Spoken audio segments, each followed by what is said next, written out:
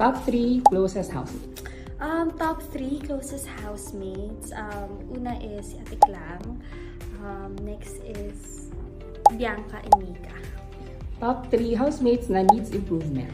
Hala, ang hirap naman yan. This is so controversial. Siguro sana papanood ko ngayon on the outside world.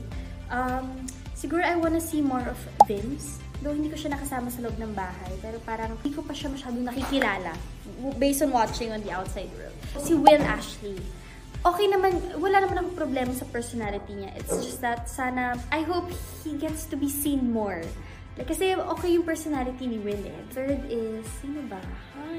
Needs improvement. Si AZ.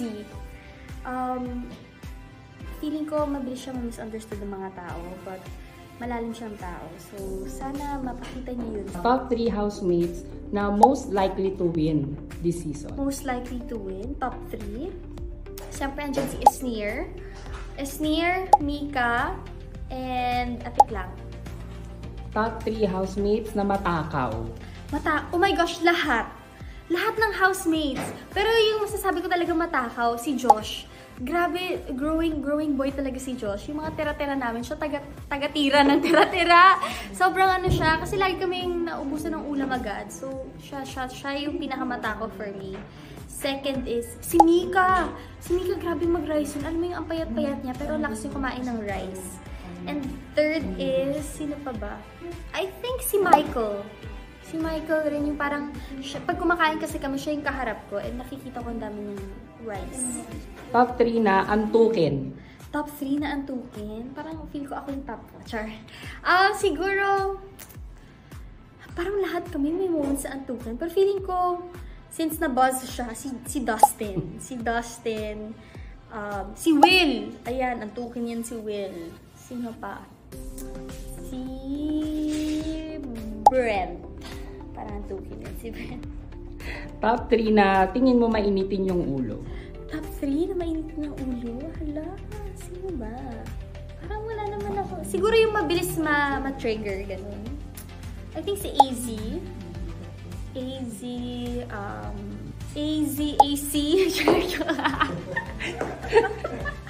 Hindi naman yung AZ, AC, and halang hirap nito, AZ, AC, and wala akong AC.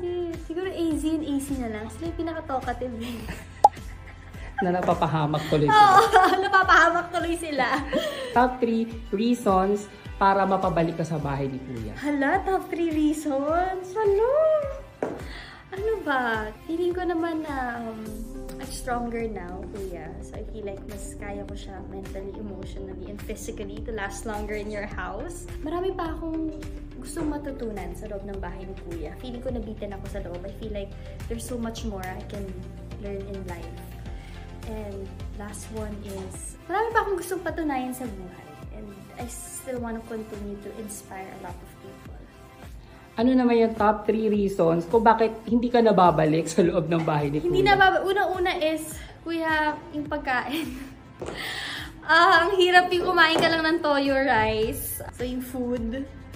Pangalawa is no contact sa mga loved ones. Third is, actually, yun lang. Yung food lang at saka yung no contact on the outside world. Top 3 na unang ginawa mo after lumabas sa bahay ni Kuya. Top 3, unang ginawa ko, I hugged Mabu. Yung isa sa una kong mga nagawa. I ate pizza and I hugged my sister. Top 3 kapamilyas na gusto mo maka-work after ng PBB. Yung mga housemates, hala! Alam mo, gusto kong maka-work si River. Kasi sa loob ng bahay ni Kuya, we always talk about acting. Like, kumbaga, iba yung acting workshop ng GMA and Kapamilya. So, we talk about acting skills all the time. So, si River. Si Esneer also. Gusto ko siya maka-work. Gusto ko yung comedy niya. Nakakatawa kasi talaga siyang tao. And then, sino pa? Maybe with Bianca De Vera. Kasi ano siya eh, she's a very bubbly person eh. So, parang ang saya niya lang na yung company niya, parang it brightens up your day. Yeah, that's it, Ashley. Thank you. Thank you so much.